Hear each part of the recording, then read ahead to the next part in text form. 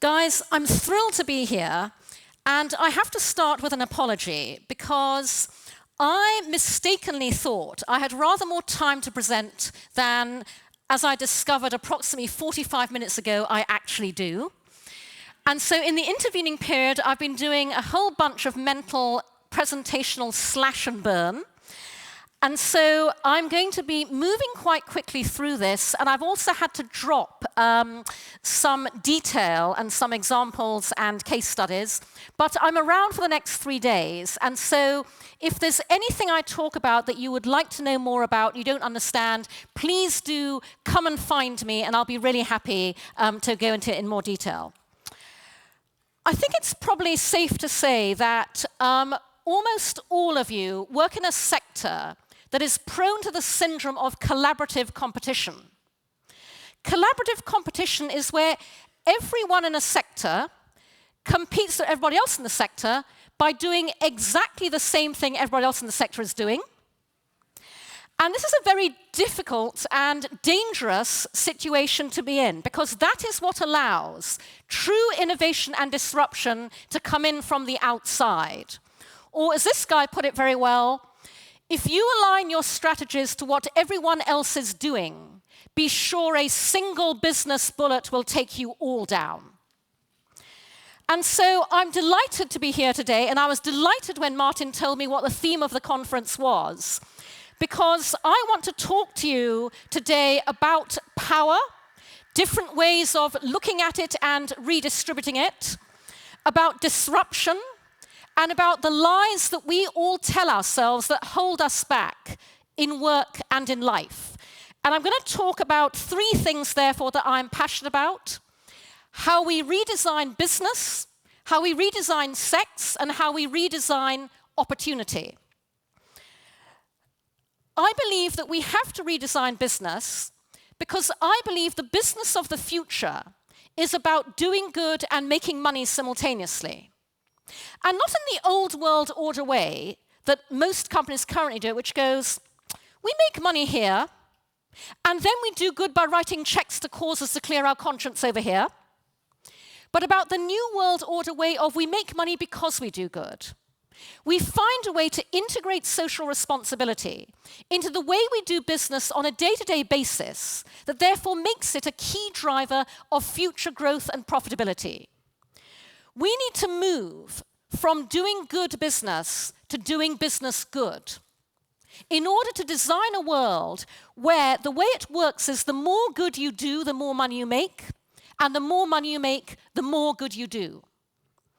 Now, I believe this so strongly that I started up a venture to help achieve it, and both of the startups I'm going to talk to you about today were born of direct personal experience.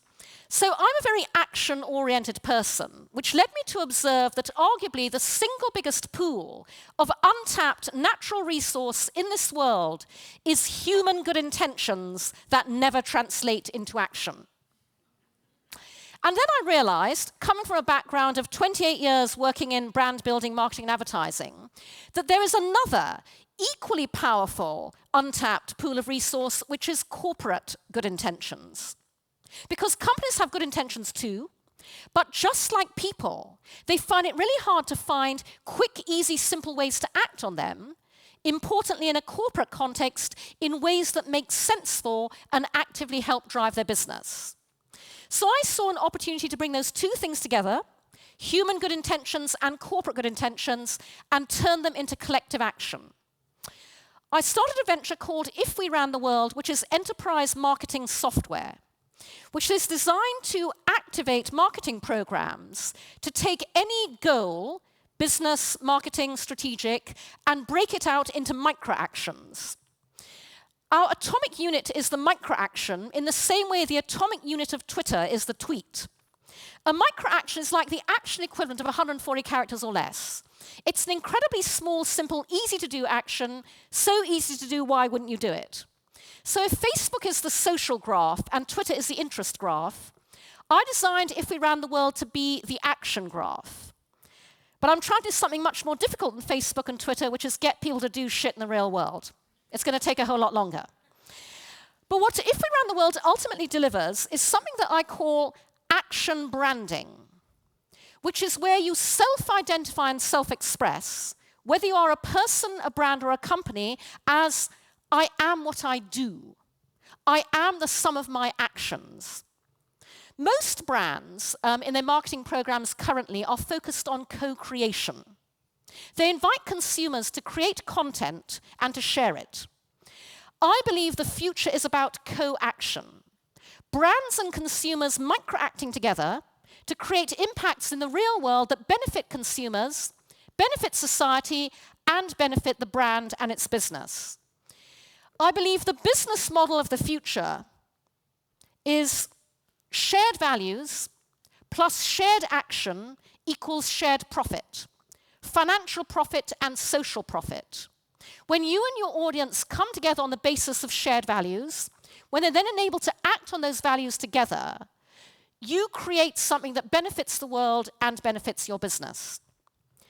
Now, If We Ran the World is a slow burn venture with a slow rate of business adoption for a very pragmatic reason, which is another part of redesigning the future of business that not enough people think about currently.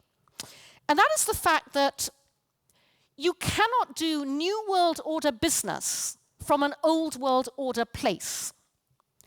All companies currently are old world order places. Their systems and processes and structures are born of a time when the process used to be linear. So in my industry, advertising, once upon a time, the first thing you did was you shot the big TV commercial, then you shot the print ads, then you did everything else, including that fun little thing called a website. Today, everything's changed, but the systems and processes and structures still haven't. It doesn't actually matter how brilliant you think anything I say on this stage today is. It doesn't matter what fantastic inspiration you gain from any of the amazing speakers in the lineup at this conference. It doesn't matter what innovative, disruptive ideas any of us spark in your heads. If you go back to the office on Friday morning and plug all of that brilliance, all of that inspiration, all that innovation disruption back into the same old world order systems and processes, you'll get the same old world order crap out the other end. And so we have to redesign and restructure the way that we do business. Something else that impacts the future of business is a buzz phrase we're all hearing an awful lot of these days, which is big data. Here's my industry's take on that. Every year in the US, the American Association of Advertising Agencies holds a conference. This is a quote from the conference last year and a piece in Adweek that was talking about what was being discussed on stage. Yes, data and analytics are powerful tools, but they're no substitute for inspiring others through creativity. And that's from a piece in Adweek that was titled, Foray's Conference, Data Won't Trump Creativity. Advertising is about romance, not science. Are the perennial art versus science debate in my profession? Well, I don't think it's either or, I think it's both. The new creativity is data-informed. And note, I don't say data-driven, data-informed.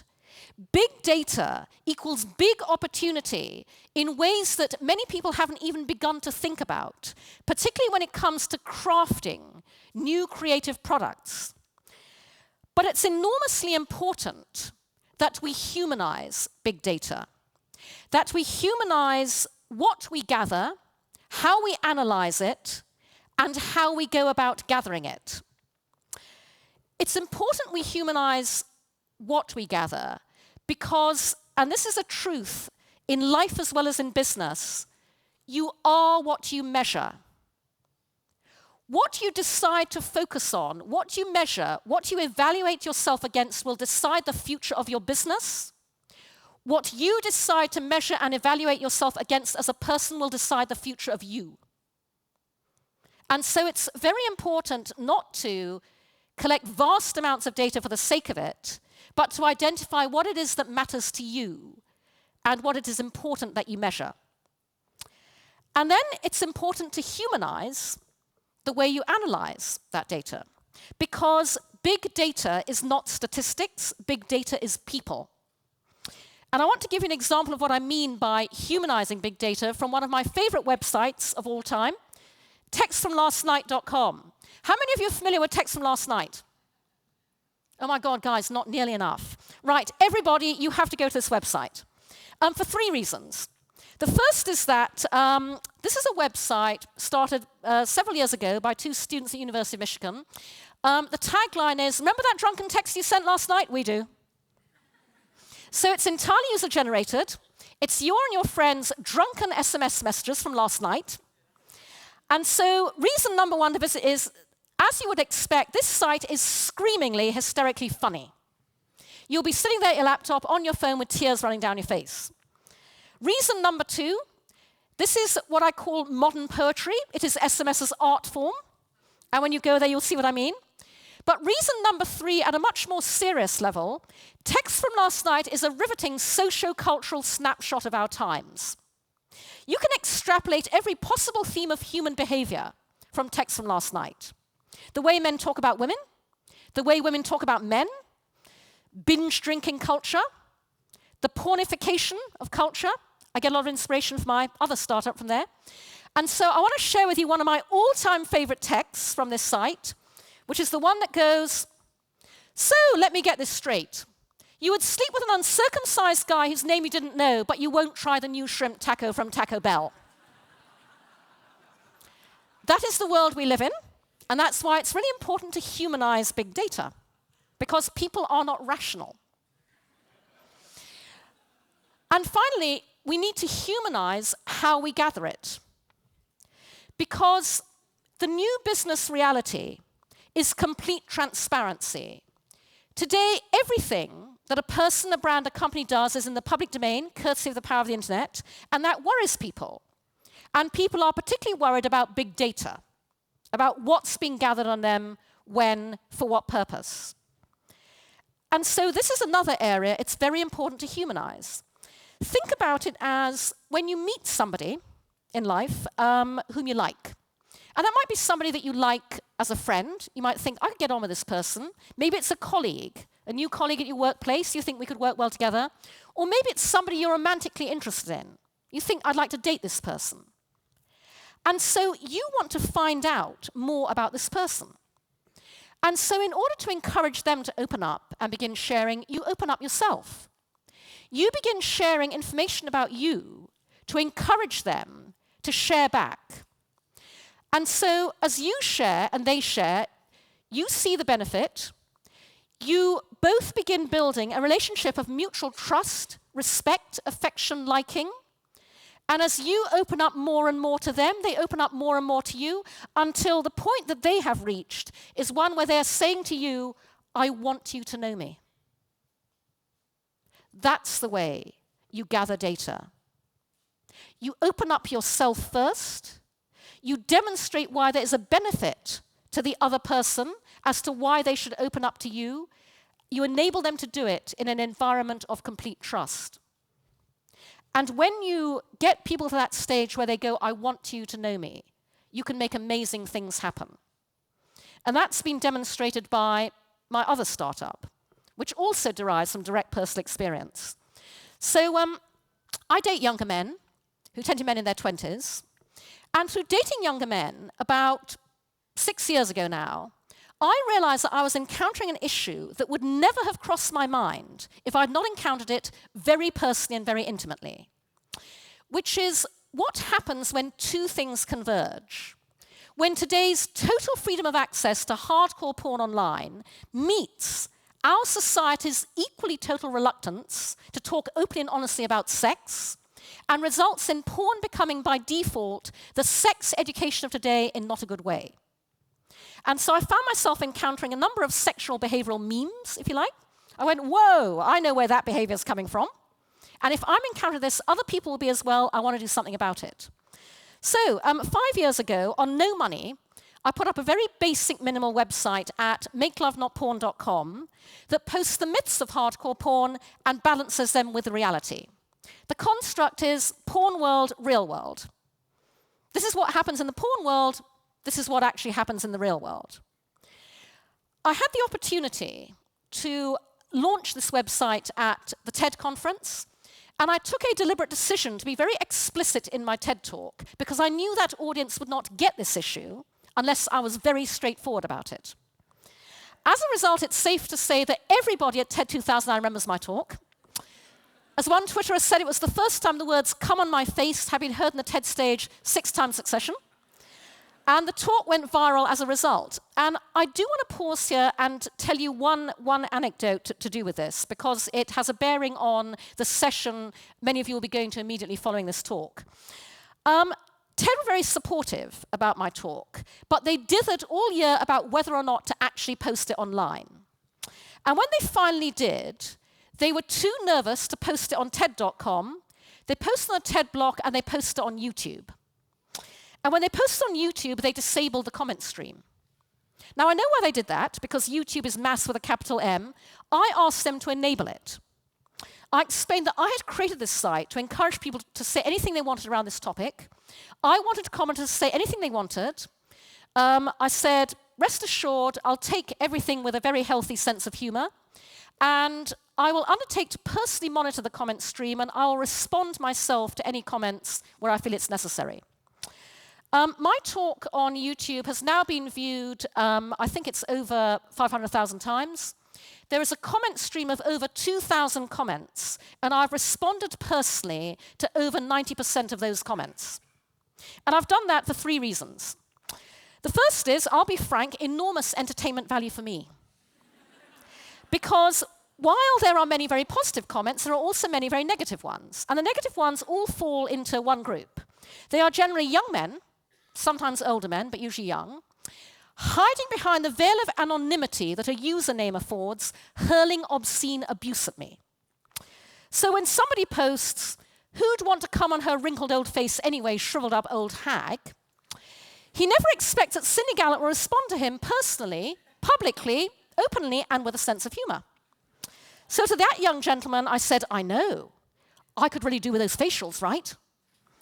To the one who posted, "Any young guys fucking her can only be doing so out of pity," I posted, "Fortunately, a number of guys in their 20s like to do charity work." So reason number 1, enormous entertainment value for me. Reason number 2, this is my chance to do something I feel very strongly about, which is the online equivalent of tapping someone on the shoulder and saying, "Look me in the eye and say that to my face." Which is why, whenever I respond, I always sign it off with whatever they said to me. Yours, shriveled old hag. Yours, wrinkled old bag. Because that's me going, look in black and white at what you just flung unthinkingly out into the blogosphere, coming back at you from the person you said it to. How does that feel now? And the third reason is, this is my one chance to open up their minds.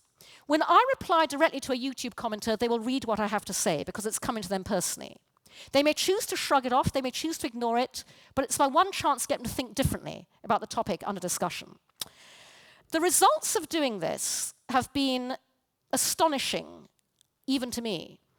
So first of all, many responses of respect. We did not expect you to be engaging, in this way. TED speakers don't tend to do that.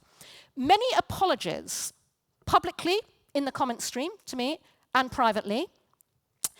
And with the people who just kept flaming me, the guys who wouldn't stop me out of what I said, I would eventually say, please message me privately on here. The comment stream window is very small. I'd like to discuss this one-on-one. Of the 10 or so guys I asked to do this, 9 of them did. In this entire process, I've only had to give up on 1 person. And when you get them on their own, the dialogue changes completely. So one of the angriest commenters turned out to be 28, Eastern European, a computer programmer, and a virgin.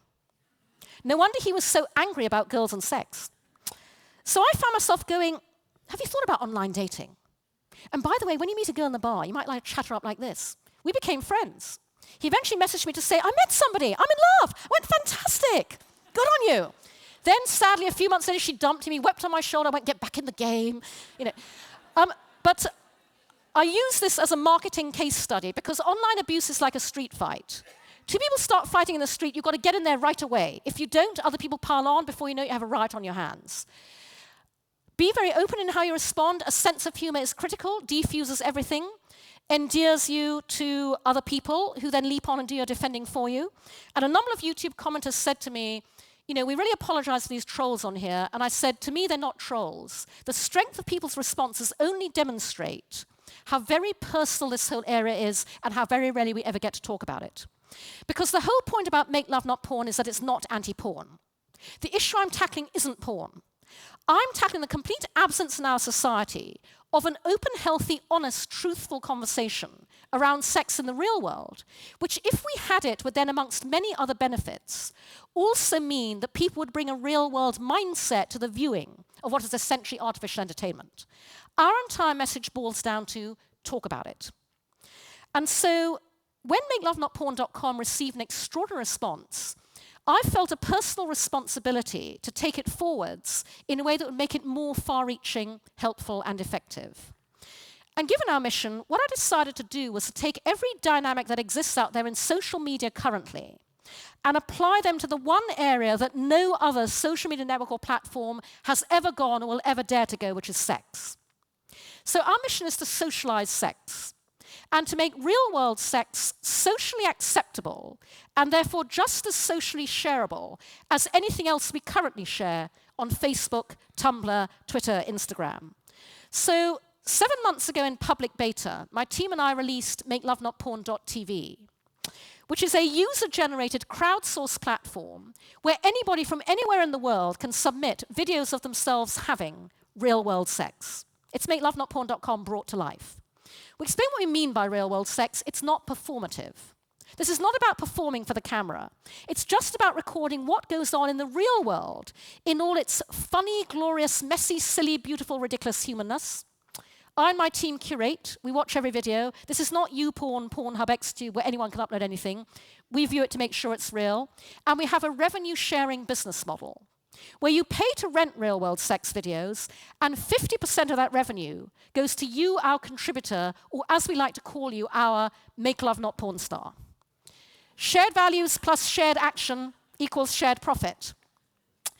That's how it works, and I'm afraid we're not porn, we're not amateur, we're real-world sex. We're something very different. I was going to tell you about it, but I don't have time to, so I'll happily wax lyrical over a drink in the bar later.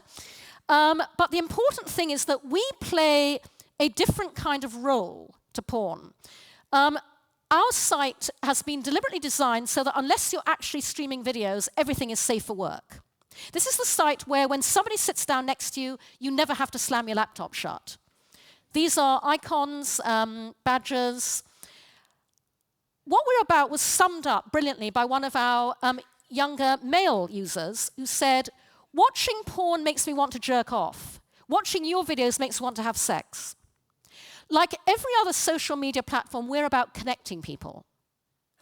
We're a platform for sexual social currency, to open up better communication between people, to build better sexual relationships, to build better relationships, to build better lives. Nevertheless, I cannot even begin to tell you how extraordinarily difficult it's been to make this venture happen. It took me 2 years to get MakeLoveNotPorn.tv funded. Very ironic. I should have been every VC, every investor's wet dream, literally.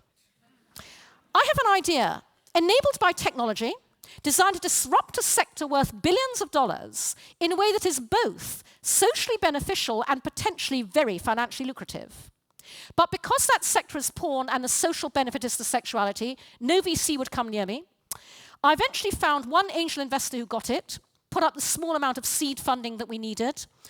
After I got funded, I couldn't get my hands on that money for 2 months because I couldn't find a single bank anywhere in America that would allow me to open a business banking account for a business that has the word porn in the name and does what we do. I still can't. I can't find a bank anywhere in the world that wants my business. Our single biggest operational challenge has been putting our payments infrastructure in place. PayPal won't work with us because we're adult content. Amazon won't. No mainstream credit card processor or payment system will.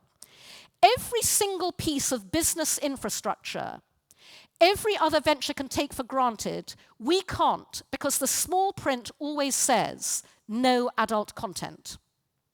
Every obstacle an entrepreneur with a tech startup encounters have a textile dealing with sex, triple them. And that's ridiculous, because I believe you can change the world through sex. My team and I are working to make sex better for all of us, to change the world of sex and porn for the better. The world of business and tech is doing everything it possibly can to stop us. Where's the sense in that? The reason all of this matters is because the average age today at which a child is first exposed to hardcore porn online is 8. In fact, a global survey earlier this year puts that age now at 6. This is not because 6 and 8-year-olds go looking for porn. They don't.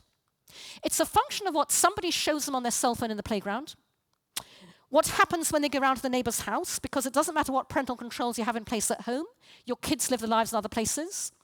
Or an 8-year-old is something really cute and innocent. This is the most wired generation ever. They learn a new naughty word and they Google it. Penis, 1 or 2 clicks away is something they're expected to find.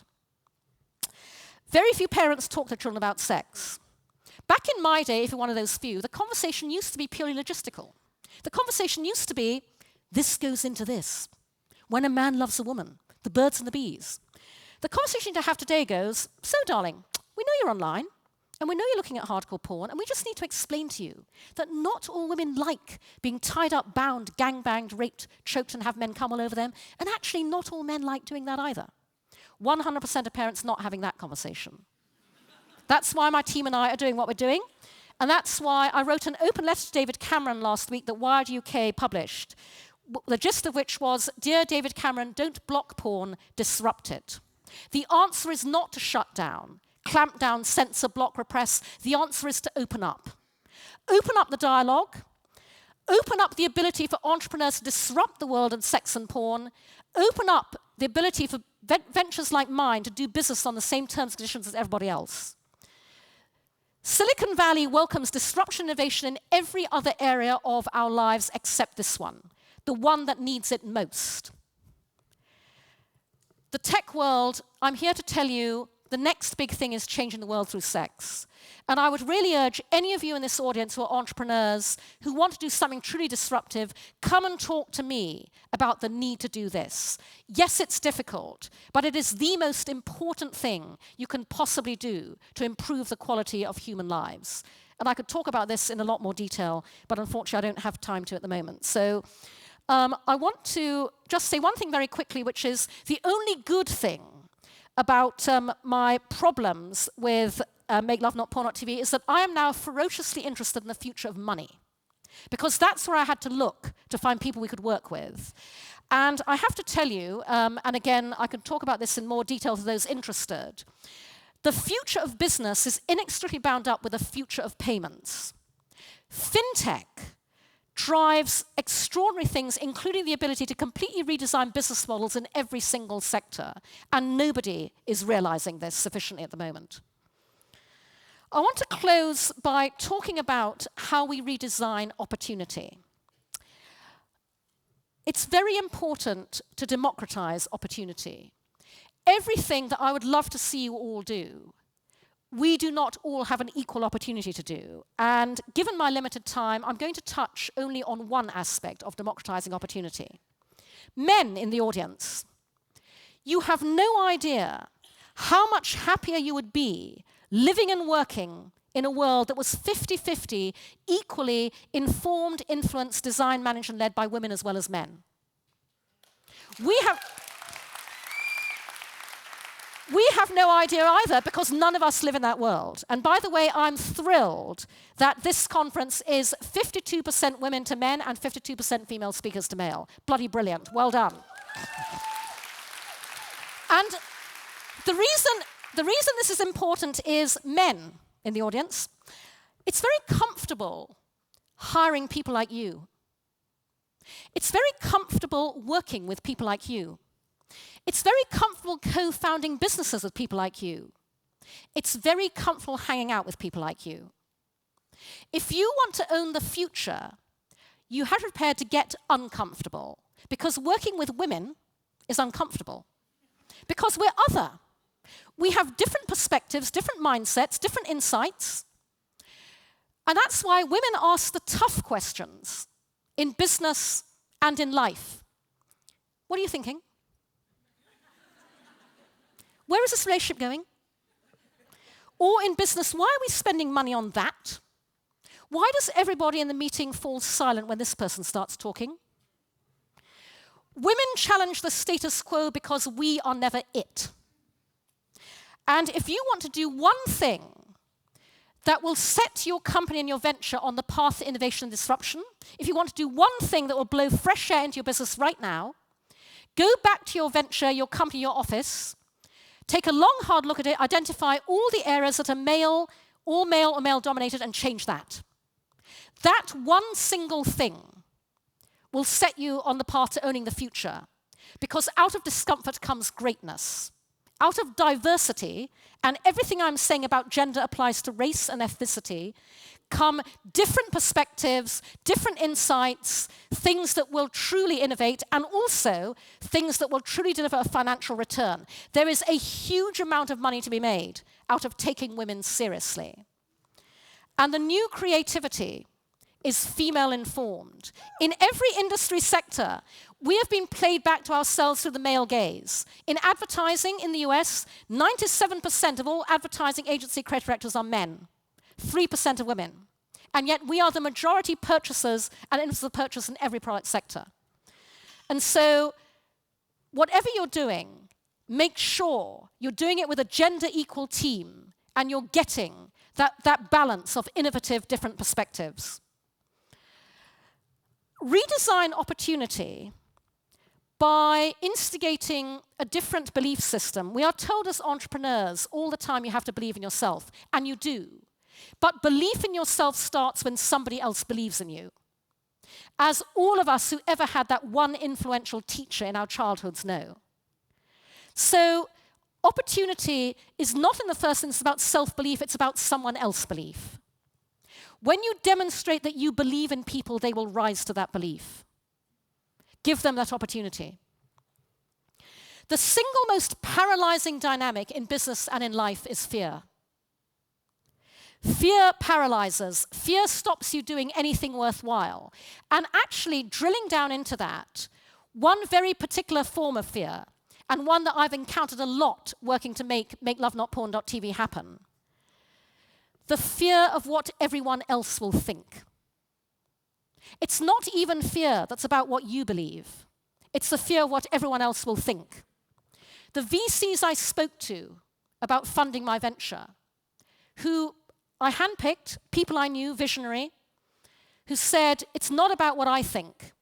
It's about what all the other partners in my firm will think. It's about what all the investors in our fund will think. Fear of what everyone else will think paralyzes everybody in business and in life. The single best thing you can do to really seize any opportunity is to not give a damn what anyone else thinks.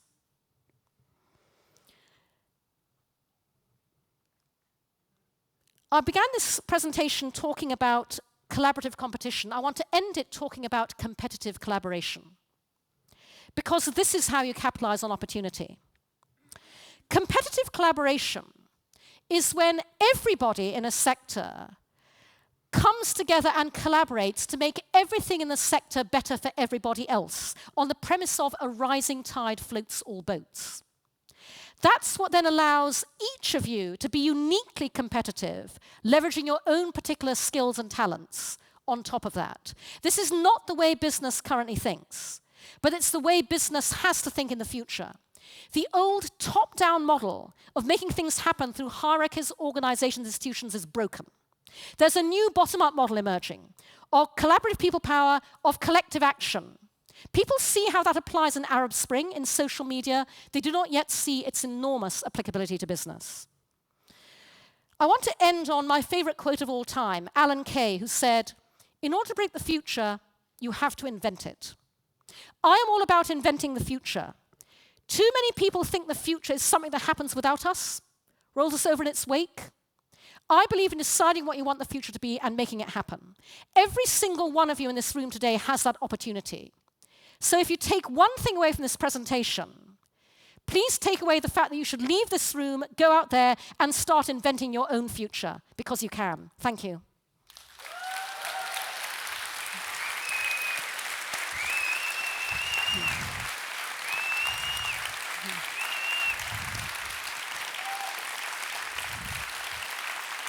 Thank you.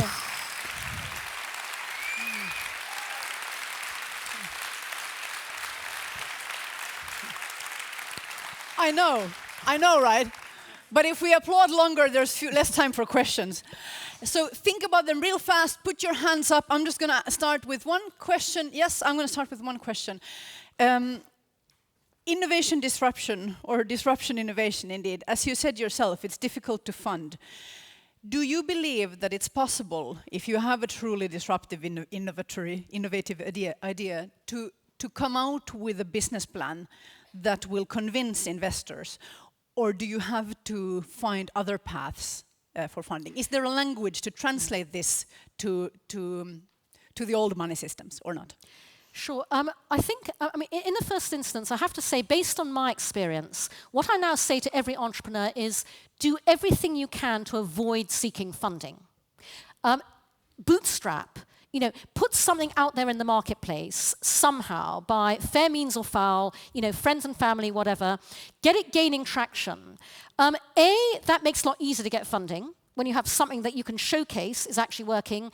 And B, if you've designed it around the right business model from the get-go, you won't need to seek funding because it should be making money of its own accord in any case. And one of the reasons, by the way, I say try not to have to seek funding is because being an entrepreneur, having a startup is bloody difficult. You don't need to have any more thoroughly depressing conversations than you absolutely have to. And so, I began approaching VCs with both of my ventures, and quite early on I went, I don't need to do this because I want to retain my passion and my belief in what I'm doing. And if I listen to too many more, and I'm going to be straightforward here, old white guys telling me, Cindy, this will never work, then it's not going to happen. And so, both in terms of making stuff happen and not discouraging yourself, don't if you possibly can, avoid looking for funding. It's a really grim process. Thank you. That's a very clear answer. I was kind of hoping almost for another, but I do believe you're right. Hands up. Do we have a question over there? No? Do we have a question over there? You're all too shy. We have a question right here. Can we have a microphone, please? There's two runners competing for... somebody actually invented a microphone that you can throw across an auditorium. Next year, we're going to have one of those. Yes, ma'am.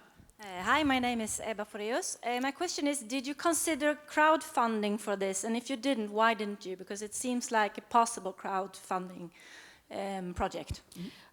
Sure. Two reasons why not. One practical and one more philosophical. The practical one is, just like every other partner we try and work with, Kickstarter won't allow adult content on their platform.